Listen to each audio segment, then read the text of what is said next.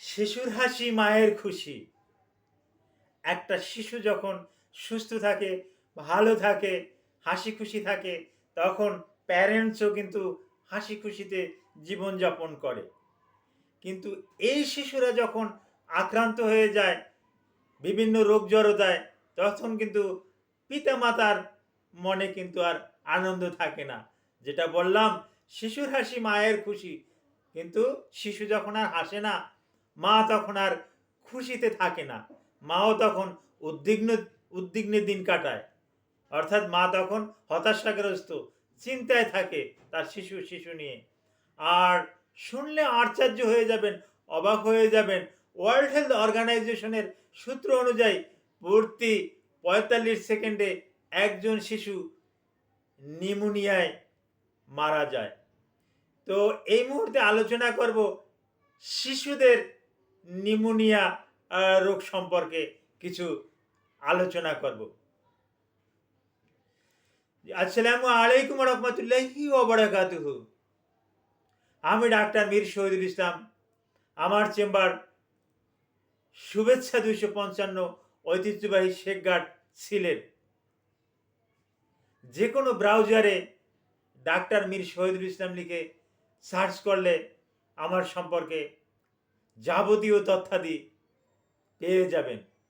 অনুরোধ রইল, যে কোনো ব্রাউজারে ইয়াহু, ফায়ারফক্স, মজিলা এতে সার্চ দিয়ে আমার সম্পর্কে বিভিন্ন তথ্য জেনে নিন। যে আলোচনা করব শিশুদের নিউমোনিয়া। এই নিউমোনিয়া সিজন চেঞ্জের সাথে সাথে শিশুরা বেশি আক্রান্ত হয়ে থাকে। কারণ আমাদের এই এনভায়রনমেন্টে, এই পরিবেশে বেশি কিন্তু ঘুরে বেড়ায় ভাইরাস, ব্যাকটেরিয়া, ফাঙ্গাস, এগুলো কিন্তু প্যারাসাইট, এগুলো কিন্তু এনভায়রনমেন্টে কিন্তু সবসময়ের জন্য আছে। সিজন চেঞ্জের পরিপ্রেক্ষিতে এগুলো কিন্তু আবার ব্যাপক হারে কিন্তু তাদেরও প্যাটার্ন কিন্তু চেঞ্জ হয়ে যায়। ওই প্যাটার্ন চেঞ্জের সময় শিশুদের ভিতরে কিন্তু বিশেষ করে রেসপিরেটরি ট্র্যাক্টে অর্থাৎ শ্বাসনালীতে কিন্তু এ ধরনের ব্যাকটেরিয়া, ভাইরাস, ফাঙ্গাস এগুলো কিন্তু ঢুকে যায়, ঢুকে গিয়ে কিন্তু তাদেরকে বেশি আক্রান্ত করে। আর আক্রান্ত করার কারণ তাদের ইমিউনি সিস্টেমটা কিন্তু কম। আপনাদের আরও একটা তথ্য দিচ্ছি, বিশ্ব স্বাস্থ্য সংস্থার মতে অর্থাৎ ওয়ার্ল্ড হেলথ অর্গানাইজেশনের সূত্র অনুযায়ী বিশ্বে যতজন শিশু মারা যায় তার 5% কিন্তু মারা যায় নিউমোনিয়াতে। আর নিউমোনিয়া কেন হয়, এই কেন হয় এই প্রশ্নটা কিন্তু আমি প্রায় সময় করি, যাতে আপনারাও একটু জানতে পারেন। আপনাকেই প্রশ্ন করা হলো নিউমোনিয়া কেন হয়। অ্যান্সার: নিউমোনিয়া একটা সংক্রামক ব্যাধি। এটা জীবাণু দিয়ে হয়। জীবাণুটা হতে পারে ভাইরাস, হতে পারে ব্যাকটেরিয়া, হতে পারে ফাঙ্গাস। তবে বেশিরভাগ ক্ষেত্রে ব্যাকটেরিয়া দিয়েই কিন্তু হয়ে থাকে। এই ব্যাকটেরিয়াটা হেমোফাইলাস ইনফ্লুয়েঞ্জি টাইপ বি অথবা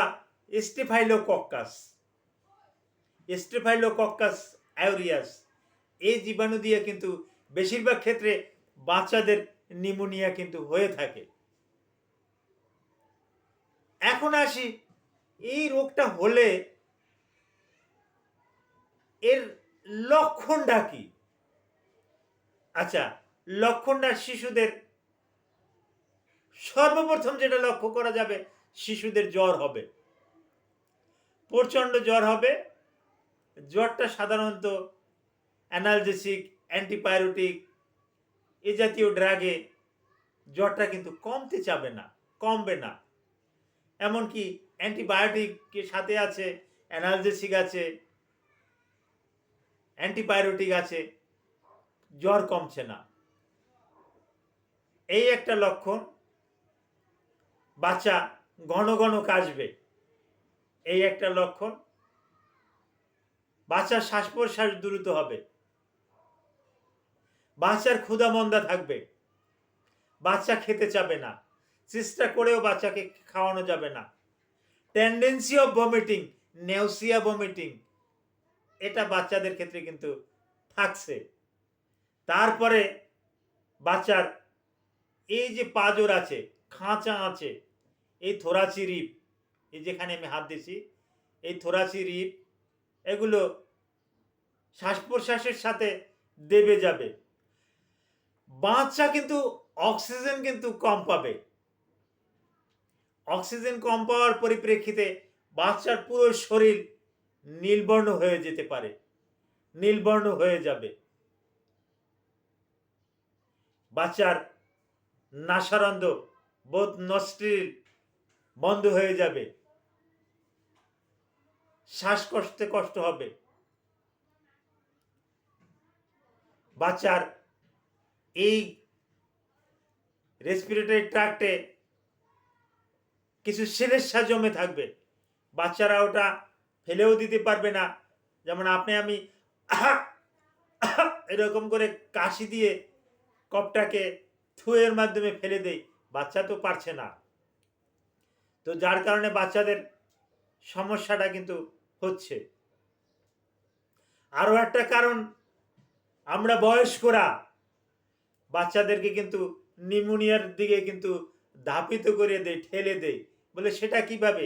সেটা হলো, আপনি যদি স্মোকার হন, আপনি যদি সিগারেট টানেন, বিড়ি টানেন, অর্থাৎ আপনি যদি ধূমপায়ী হন, আর আপনার পাশে যদি শিশু থাকে, তাহলে আপনার ধূমপায়ীর কারণে কিন্তু বাচ্চার কিন্তু নিউমোনিয়া হতে পারে।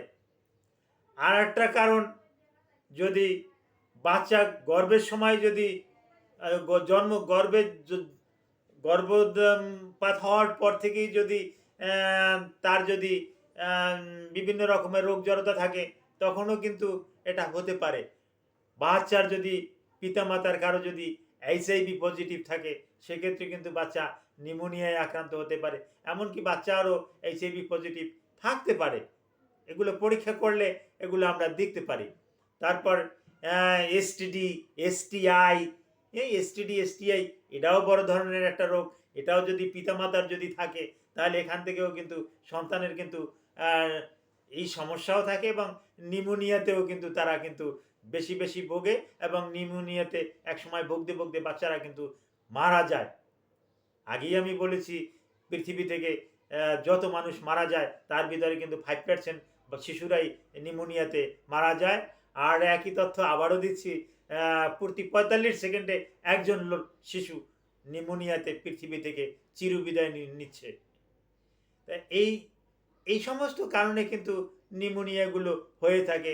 তারপর যারা স্যাঁতসেঁতে আবহাওয়ায় আছে, একটু ভিজা ভিজা জায়গাতে বসবাস করে, তাদের কিন্তু নিউমোনিয়াটা বেশি। যাদের বুকে ঘন ঘন ঠান্ডা, তাদের কিন্তু বেশি।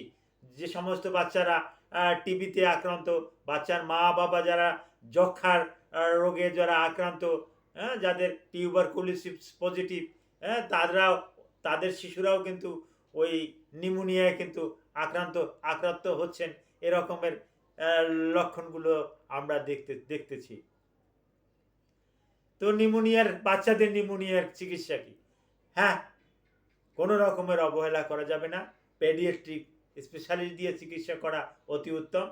জটিল হলে কোনো একটা হসপিটালে ভর্তি থাকবে, ওখানে পেডিয়াট্রিক স্পেশালিস্ট তাকে চিকিৎসা দেবেন।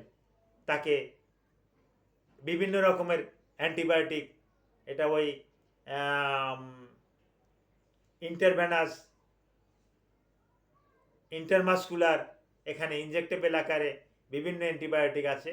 কোন অ্যান্টিবায়োটিকের নাম বলতেছি না, একটু নাম বলেই দেই।